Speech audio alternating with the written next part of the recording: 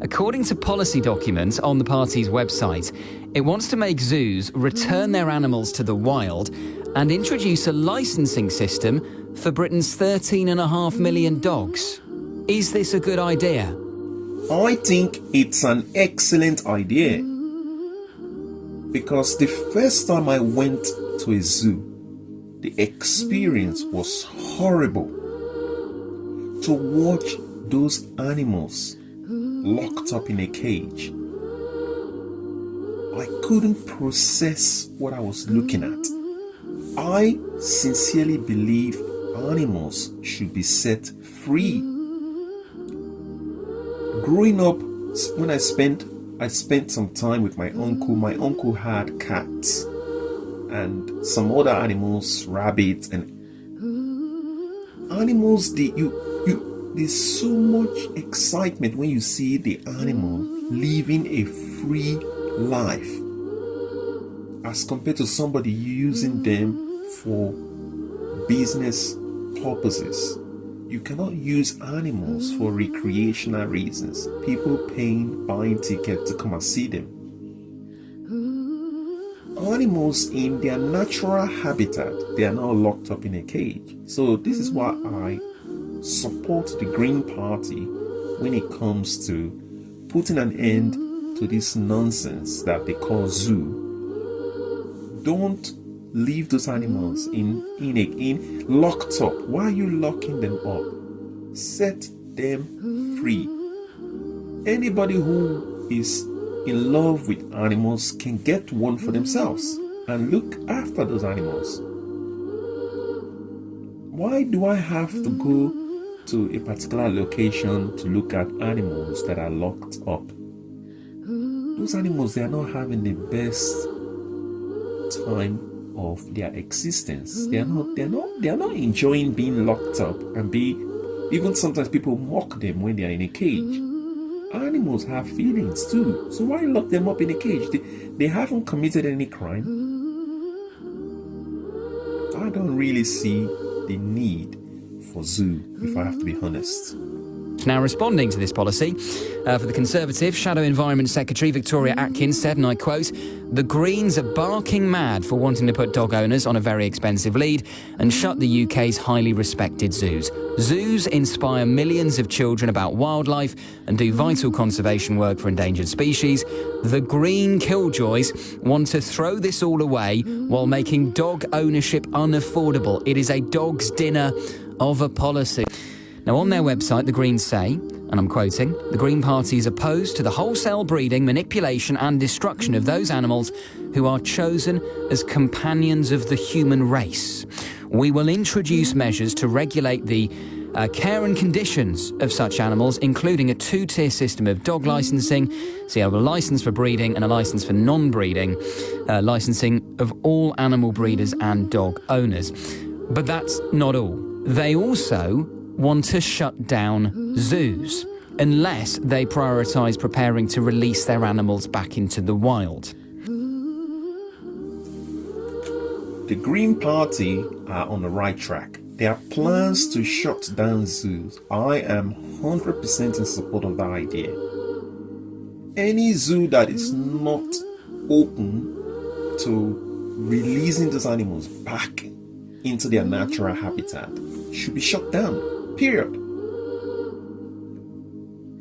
Obviously, there has to be some kind of plan and arrangement before releasing those animals back into the wild, because the animals, they've lost their confidence. They don't know how to go back and make that transition into their natural habitat or environment, which means releasing them back into the wild might pose some risk, but they can be gradually released into maybe an area of land, an area that can be where they can be monitored. That is far more better than a cage. Releasing an animal, let's say, into thousands of acres of land is far better than caging the animal. there can be a way with all this conservation and animal charities, say ROSPCA, there can be a way. There is a way can be possible to get those animals out. Now, a dog is like a car. In the wrong hands, it's a lethal weapon. And you have to have a license before you can drive a car. Should you not have to have a license before you own a dog? I don't think that's a bad idea. And if you look at other countries around the world where they have this system, where they are required, I mentioned Ireland, but Germany, Australia, New Zealand, many US states require them, many areas of Canada do. So it would not be unprecedented to say we want to bring back dog licenses. And I wonder if you were old enough to remember having a dog license back in the 80s or before, because this was the norm. And I'm guessing most people just coped fine. Then there's the issue of zoos. Now, this is a bit more nuanced, but broadly speaking, I am sympathetic to the argument that zoos are not really the right place to keep animals anymore, if indeed they ever were. You cannot keep wild animals. I suppose they're not wild, but, animals that should be wild. Lions, tigers, big beasts in cages, in relatively small enclosures that were built back in the Victorian era. And, OK, Bristol Zoo might now have moved to a far more suitable site where they have a big focus on conservation. But look at London Zoo.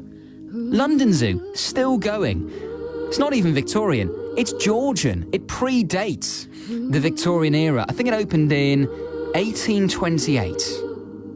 They still keep the giraffes in the same antiquated giraffe house. Is that really humane?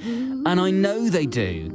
All of these zoological societies that run these tourist attractions, they do very important conservation work, but that cannot be justified if at the same time you are keeping these animals in small enclosures. And you might say, well, okay, if it's, who cares if it's a snake in the reptile house being kept in a tank? I'm not entirely sure that is humane, is it? I mean, to go back to the licensing point, maybe we should have snake licenses too, because people keep snakes as pets. And I'm not sure that's right. I'm not sure that's healthy. I'm not sure that's safe, even.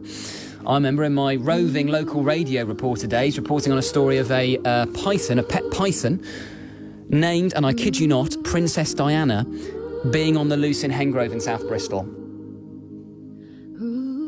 Animals should be set free, period. A dog owner or any type of animal, if the owner can afford to get a license, then why not? I think the whole idea of the license, if they want to introduce a license, the license should be some form of educational element attached to it. Which means if you want to own an animal, then you need to be able to acquire a decent amount of knowledge about that animal, good understanding of their welfare, good understanding of their care, good understanding of their health. Because an animal is almost like you having your own companion. You have that companion, you should be able to ensure, because going back in time when I was growing up, my uncle had a couple of animals. He understood the type of food that they want to eat. He understood their behavior. He understood how their day-to-day management. He understood so much about the animals. Even me, I didn't have that much knowledge. As much as I studied agriculture and animal husbandry in school, I didn't have that much knowledge, but my uncle knew so much about the animals, health and safety side of it. He knew a lot. And one thing I appreciate about my uncle was he never locked any of the animals in cage. When he would buy the animal, usually he buys them from people who lock them up in a cage. But as soon as he brings them home, he just let them roam around. And at one point, I used to say to my uncle, "Don't you think this animal is going to escape?" And he used to say, No, it's not going to escape. And it was the most amazing thing, most lovely, having an animal just living the way they should live. And they go and get their own food. That was the interesting part of it. They would go and get their own food. Obviously, at some point, my uncle would buy some additional food, but when you let the animals go around in a piece of land, they fetch their own food. They fetch all types of food that you don't even believe. And this is why I don't like the idea of owners who feel like, okay, the animal can eat anything. And I've seen animals that are overweight because the owner just feed them anything. Even that might not be their natural type of food. Animals are not meant to be eating junk food, pizza, and what else do they feed them? All this junk. I don't think they are supposed to be having this type of food. And I've even seen cases where there are some type of animals that want to feed on grass, but the owner is feeding them any junk that they get. That is another reason why licensing is good. Because licensing will educate you and say, if you have this animal, this is the type of food that will give them all the nutrients that they need. Or you need to take them outside somewhere to fetch their food as you walk them along. And that license should include people taking their animals outside of the house, because majority of the time our animals are locked up indoors. And this is a very common practice in Europe, locking animals indoors. In Africa, we don't have this problem. All animals are outside. They come inside the house, but most of the time they're outside. They have a home, they have a place where they can stay, they have their home. It's not a cage, it's a home, a house for the animals. However, they can come out of their home, go outside, move around, do whatever they want to do. That is the best way to care for an animal, not to chuck them out in a cage and just leave them there to suffer. You're suffering. They're suffering from all kinds of conditions, having them in a cage.